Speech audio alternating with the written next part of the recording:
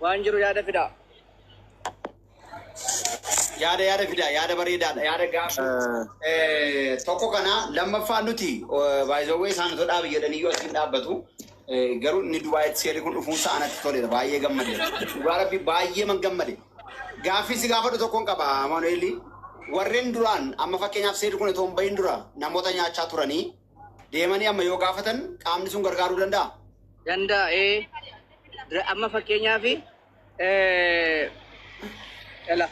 wanti nama asirratti waan hin dubbanne tokko qaba nama fakkeenyaaf warreen akka sooshaal miidiyaa akka dammee kan akka tokkichoo Amzaa Obsaa fakkeenyaaf yaadee warruma asirra jiran kana wanti nama fakkeenyaaf keessaan sinitti himu jira wanti immoo uummata irratti immoo himu hin jiraata siigalee amma fakkeenyaaf wanjaleenyaan tokko biyya kana keessa yoo jiraate abaluu jechuu hin danda'u amma jara sa'aatii kana wanti isin na hubattanii amma fakkeenyaaf namni tokko yoo waan balleessirate amma namni na balleessiru jira biyya kana keessa sinigalee anachaadha amma maaltu jira sinitti fakkaata ofirraa ka'ee yoo dubbadhe wanta kana tokkichoo akkasuma eenyonni warra qaama imbaasii warreen akka Sooyyee faa Abdii faa isaantu dhaga'e ani amma namni ta'e tokko viidiyoo narratti hojjete jennaani yeroo biraama sinitti hima jedheen hin dhiise Amzaan illee caafii isaa dhaga'eera waggaa tokko dura viidiyoo narratti hojjete narratti hin hojjetiin jedheen dubbachaa ture miidiyaa kanarratti haasa'uun illee barbaachisu keessaan sinitti himaa amma mucaa sana faana araaramneerra biirootti waamee reebe jechaadha hin gadda gaafa reebuu nan hidhame jechaadha nan hidhamee gaafa torba safuula keenya dura jiru viidiyoo inni narratti hojjete garuu tokkoffaa biyya kana keessaa illee isa baasisuu kan danda'u adabbii birrii hedduu ture ani garuu walitti buune gaafa rukutu haqee na himate amma gaafa torbaadha jechuudha mana murtiitti kan inni yaadu ani jechaadha torba safuula keenya dura jiru waaqayyo nu gargaare garuu araaraan xumurreerra biyya kana keessatti baay'een keessan beektu wayyaa namaallee tokkoon hin barbaachisu nu immoo biyyatti waama utaalluuf asittis illee nu taalla nuti fakkaata garuu sirrii miti wantichi haa ta'u malee namoota fakkeenyaaf nama miidhaan kan amma fakkeenyaawwan fudhadhe dammeen yoo na miite amma dammeeni hattuudha jedhee yoo dubbadhe ammuma daqiiqaa keessatti na qabsiiste jechaadha hattuu ta'uushee booda na gaafatta garuu maqaa koo akkas gootee Amza siigalee fakkeenyaaf dammee yoo isheen tirii ta'e kan ittiin isheen na himattu jira iddootti eessatti akka himatamu lakkoofsa kamiin akka himatamu nuu kennameera hin gadda himachuu qofaadha bakka waan biraa dubbachuu hin barbaachisu jedhameera sinigalee kanaafiyyuu amma ni qaama nani himadhu jira qaamni nani himadhu kun garuu maalidha Dubaay taa'eetu Itoophiyaatti wanta hin taane gochaa jira jechuudha namichi kun diyu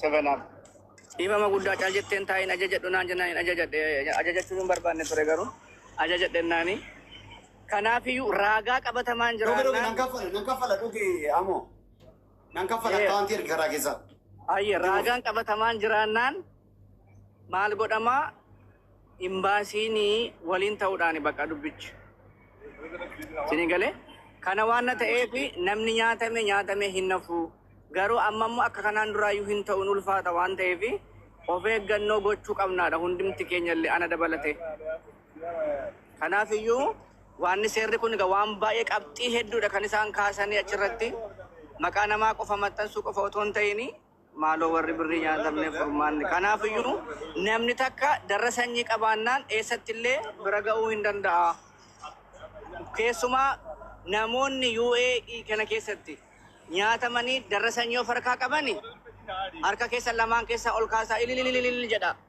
bakka isinii inuma isinii ta'e jechaadha birrii biyyatti isinii ergina jedhanii kan isin jalaa fudhatanii tsat jedhanii darra sanyii of harkaa qabatanii eessatti akka himachuu wallaaltanii isin ol ka'aa ilishaa kan keessan baay'ee ulfaata waan ta'eef jechaadha amma warra biyyaa kan ammoo maaltu jira darra sanyii biyyaa waan ta'eef gama imbaasiidhaan himachuun baay'ee gaariidha jedhee yaada akka yaada kootti yaada dabalataa jiraate na gaafadha. Imbaasiin isaan himati warri biyya keessaa imbaasii biyya keessa jiru kan Dubaay irratti himatu mitiiree jalqaba akka isaaniif galutti. Amma fakkeenyaaf qaamni irratti dabarse fakkeenyaaf amma akkaawuntiitti dabarse tokko eessa jira? Eessa jira amma fakkeenyaaf? Itoophiyaa jira. Itoophiyaa amma fakkeenyaaf Itoophiyaa jirta ani ati Dubaay jirta ani Itoophiyaan jira yoo ta'e as taa'ee yoo namaan irratti dabarsee haala kamiin argachuu hin danda'a amma fakkeenyaaf wal bira hin jiru Dubaay irratti himachuu hin danda'u. Akkaawuntiin kiyyaa tokkoffaa Itoophiyaa keessa jira taanaan hamma wanti kun qulqullaa'utti seerri akkaawuntii sanallee intini gochuu hin danda'a. Wanti sun ragaa qabatamaadha taanaan.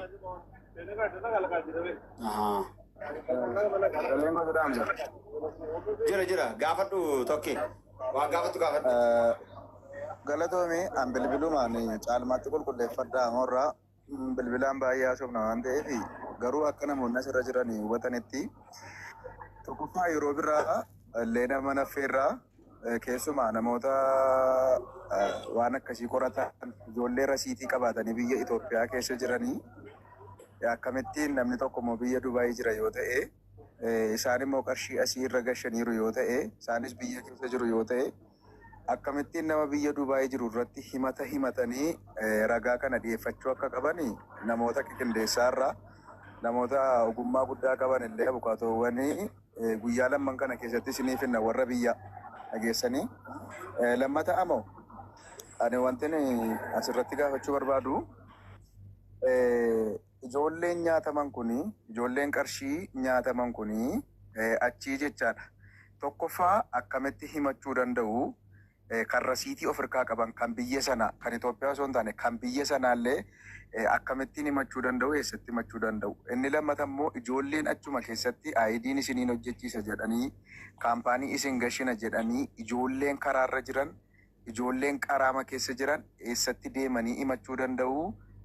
Ijoollee yeroo baay'ee ID hin qaban taanaan illee deemanii himachuu hin danda'amu wanti jedhamu tokko hin jira. Ijoolleen kuni amma nama baay'ee rasiitiiwwan kumaatamatu nu gidduu jira. Ijoollee baay'ee jira garuu akkamittiin deemanii himatu adeemsa sana osoo himtanii baay'ee natti tola. Yeroo biraallee adeemsa kana oolmaanis namoonni gurguddaa dhuftanii ijoolleen barsiistota yaada garuu ishee kana asitti.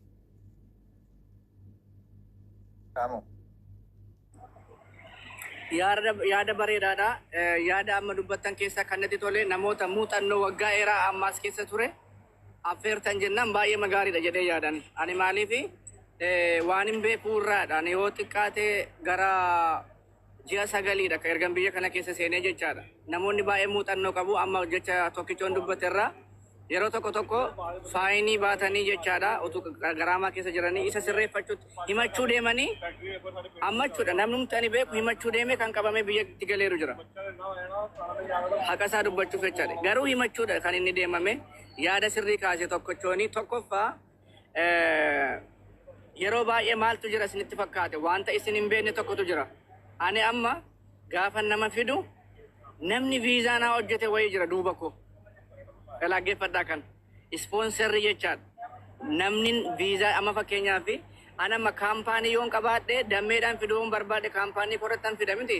Kaampaanii yoon qabaanne garuu Hamza naa hojjedhu viizaan jedha jechaadha. Dhageessanii darbaa dabarsaallee jira. Ispoonser kana jechuun ani amma fakkeenyaaf namni ani fide suni viizaa nama naa hojjechiise yoo ta'e namichi yoo na jalaa bade rakkoo guddaadha jechaadha. Amma waan kanaaf furmaata fiduufillee.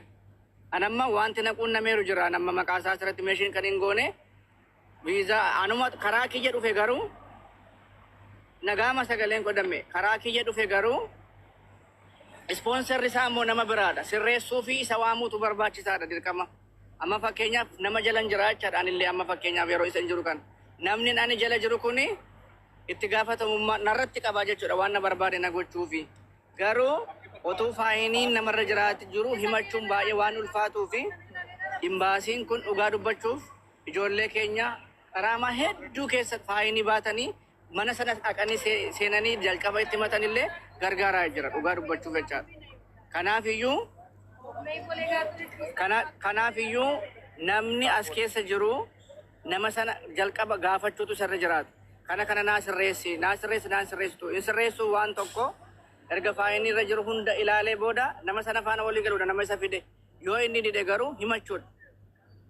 Akkan beekuutti jechaadha akka inni sirreessuufiif himachuudha. Kanaafiyyuu irra caalaatti ganuu maqaa kan dhaannu dura nutu sun gargaaraa ture nutu sun bukkee dhaabbachaa turedha imbaasiini. Amma garuu nuti illee keessaan qabnu waan ta'eef of eeggadhaa amma jedhamutti illee ga'eera waan ta'eef Kun hundumtu immoo kan babaay'ate maalii fi amma fakkeenyaaf koomentii kana jalatti yoo ilaaltan yaanni nama hundumaa poolis kiliraansii jira jechuudha. Viizitii ji'a lamaa waan dhufamuu fi poolis kiliraansii wanti jedhamu viizitiidhaan hin jiru. Garuu maaltu jira isin fakkaate yoo diingataa namni viizitiidhaan dhufe sun asitti hafuu barbaade poolis kiliraansiidhaan qofadha kan inni appilaayii ta'uu danda'u. Kanaafiyyuu ijoolleen keenya gara seera qabeessaan dhufuu barbaadanii impiloomentii viizaadhaan otoo dhufamee gaariidha yaada poolis kiliraansii kanas qabatame.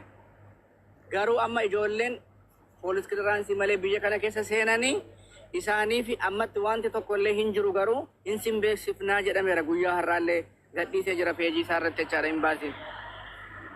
Kanaafiyyuu qaamni as keessatti miidhame inni miidhes as keessa jira taanaan akkatti himatu kooddiin ittiin himatu jira tokkicho. Bilbilli nuu kennamee jira bilbila ittiin himattu iddootti riippoortii gootu jira isa kana namoota beekan yoo gaafatan ta'uu hin danda'a irra caalaatti immoo oolmaan fa'aa sirriitti beekuu danda'u gadi fageessanii na caalaa innillee achi ture waan ta'eef otoo gara isaatti dabarsitanis natti tola.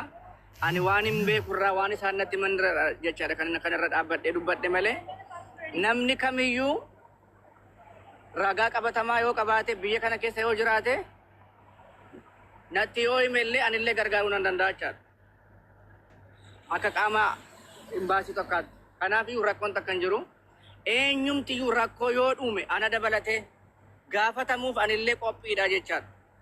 Eenyumti tokko keenya seeraa gadi malee seeraa ol miti.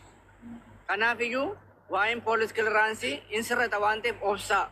Poolis kiliraansii miti yoo waaqayyo jedhe woowun jedhiina malee maanni maqaan isaa aafoomuu maal jedhani hin dhufaa jechaadha.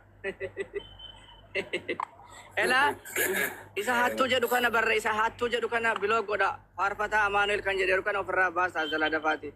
Warra akkasiidha kan nu jeeqaa jiru agartanii. Eshi Amaanuel galatoomii. Footoo makeetiin gara fexaari yaadde. Gara oolmaatti tuunde biniin dura Oolmaan ijoolleen simbiira kaasii carraa tokko sii laannaan gara biyyattis waan beektu irraa nu barsiisi. Esti waan haaraa. Oolmaan. Akkam jirtu nagaadha hundi keessanuu almost warri gasteera jirtanis warri jala jirtanis nagaan isiniif haa ta'u. Nagaa jedheen jiraanii gama kootini waan baay'ee haasaa turtan I think gidduudhaan an dhufe. Duran turre almost garuu gaaffiiwwan hedduuf Amaanuel deebisaa ture. Garuu sanarraa wantoonni hafanni jiru yeroo jettan wantoonni yookaan gaaffii isinitti ta'e yoo jiraate gaafachuu